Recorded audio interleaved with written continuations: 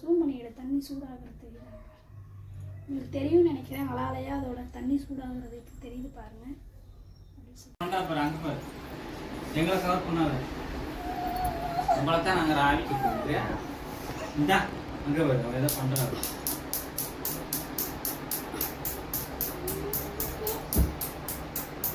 நீ உடனே அங்கே ஆட்டிக்கு போயிரு.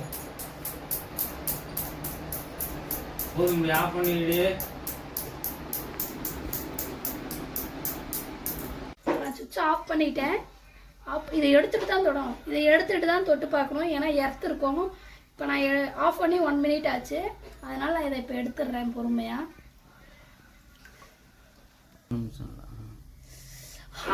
செம்மையாக சுடுது தண்ணி, நம்ம நல்லா சூடாக இருக்குது. என்னோடய கை தாங்குற அளவுக்குமே நல்லா சூடாக இருக்குது. கிட்டத்தட்ட ஒரு 10 மினிட்ஸ் தான் வச்சுருக்கேன்.